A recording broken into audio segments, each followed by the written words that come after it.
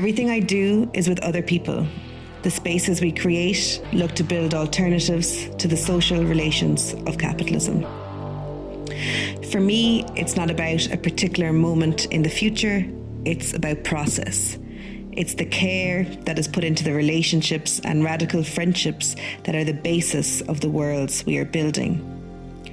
What I do aims to blur the false divisions between our internal world and external world. The despair and hope that exists within us is intrinsically linked to despair and hope of dismantling the violent systems in which we live.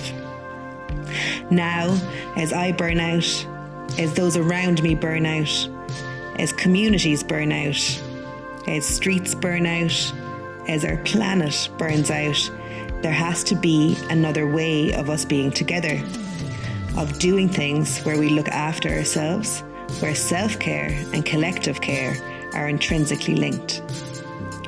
I do not speak of an idea of self-care that has been commodified, promoting an individual and disconnected from our common struggles.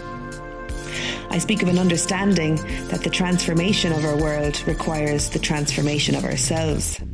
Writer Yvonne Orr describes what needs to be done as an examination of conscience, both individual, societal, and cultural.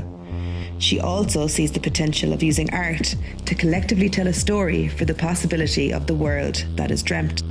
There isn't always a language for the new worlds we are creating, and that's why arts practice for me is crucial in how I organise. Whether it's print, radio, or cooking, it's about the relationships that are built in the process. For a long time, especially in political spaces, I didn't really voice my opinions as I thought, it will come across too utopian or too idealistic, a dreamer, a hopeless romantic. Now, I no longer care. If this world has to be turned upside down, then just maybe it makes more sense to imagine and build an infrastructure built on the praxis of existing and past struggles around the world and the care of the relationships within this process, rather than one is an anarchist, a commoner, or a Marxist. As the wheels of the neoliberal machine plough on, in resistance to a system that does not care and will not care, if we have anything, it's the ability to be honest with each other, and that honesty builds the best relationships and the darkest humour. We must collectively create alternative social imaginaries, and these must be the spaces from which we work. Space for our future vision alongside a critical analysis of the global system which perpetuates itself. In the turning of the world upside down, value is at its core.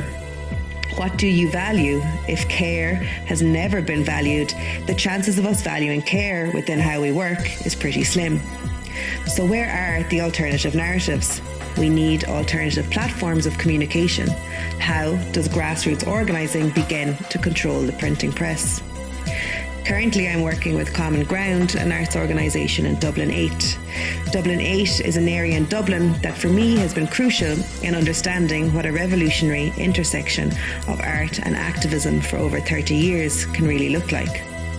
As one of my mentors in Dublin 8, Rita Fagan, would say, it is art by the community, not community art. Currently, I'm working on building a platform for radio, print and film.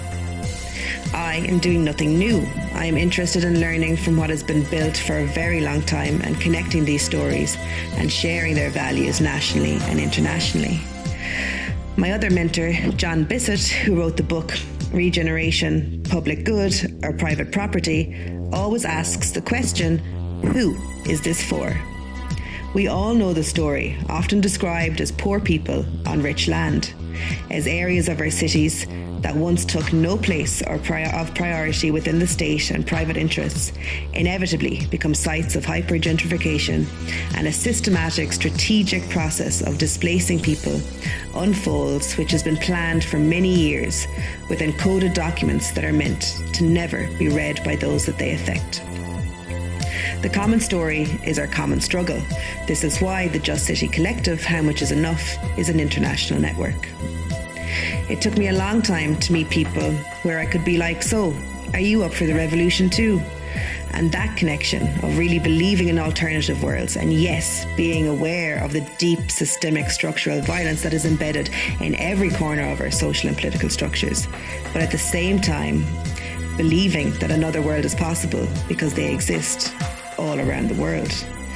Such a process of turning things upside down reflects what Mbembe would describe as turning the imperial archive against itself.